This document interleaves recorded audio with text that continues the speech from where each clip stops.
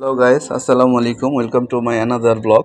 এখন আমি আপনাদেরকে দেখাবো যে আমাদের ছাদের মধ্যে অল্প কিছু ফলের গাছ আছে এবং ফুলের গাছ আছে, যেগুলো আসলেই খুবই সুন্দর লাগে, অন্তত আমার কাছে ব্যক্তিগতভাবে। তো সেইগুলো এখন আমি আপনাদের মাঝে শেয়ার করব। তো আপনারা প্রথম যেটা দেখতে পারতেছেন সেটা হচ্ছে একটি লিচু গাছ। হ্যাঁ, এই লিচু গাছে প্রতি বছর ভালোই লিচু ধরে, মিষ্টি। এইটা আমরা লিচু খেয়ে থাকি, আমাদের লিচু গাছ এইটা।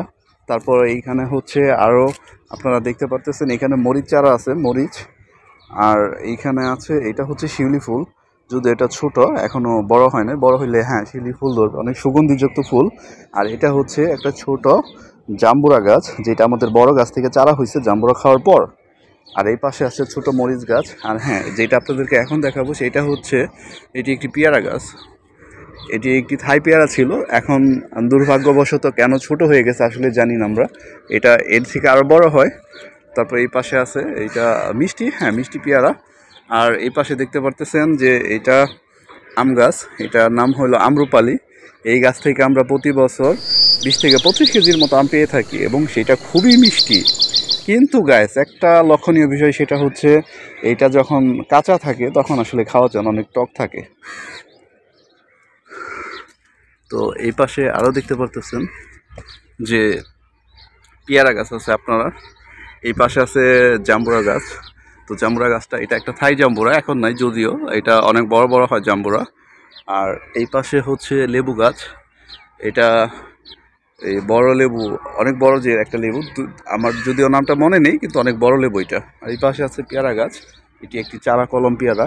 এই পাশে আছে মরিচ গাছ, হ্যাঁ মরিচ গাছ। আর হ্যাঁ, যেটা আকর্ষণীয় আমাদের বাগানের সেটা হচ্ছে এই যে কমলা গাছ। এটা ছোট কমলা জাত, এটা একটু মিষ্টি, টক টক মিষ্টি। এই যে এখানে আছে, অনেক আছে এখানে হয়েছে। তো আসলে এটা না দেখলে, না খেলে বোঝার মতো না যে আসলে এটা এত টেস্টি, অনেক সুস্বাদু। আর এই পাশে আছে আমাদের আরেকটি আম গাছ, এটাও হচ্ছে আপনার আম্রপালি। এইখান থেকেও আমরা 10-15 কেজির মতো আম পেয়ে থাকি।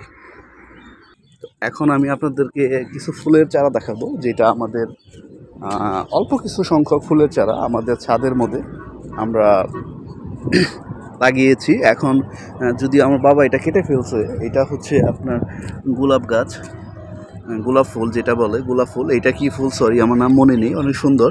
এইখানে আরেকটা ফুল আছে, তবে হ্যাঁ এখানে আরেকটি ফুল আছে, সেটা হচ্ছে বেলি ফুল। এই বেলি ফুল, এই যে দেখেন আপনারা, এই যে বেলি ফুল।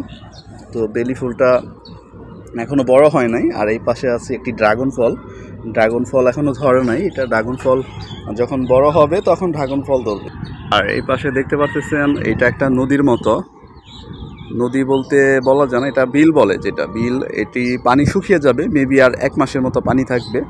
এটা যদি দেখায় আপনাদেরকে জুম করে, তাহলে ওই যে দেখেন ওইদিকে অনেক পানি দেখা যায়, এইগুলো সব শুকিয়ে যাবে। এটা সর্বোচ্চ আর 1 মাস, 1 মাসের বেশি পানি থাকবে না। তো এই ছিল আজকের মতো ভিডিও। যদি আপনাদের ভালো লাগে অবশ্যই লাইক, কমেন্ট, শেয়ার করে দিবেন এবং আমার চ্যানেলটি সাবস্ক্রাইব করে দিবেন।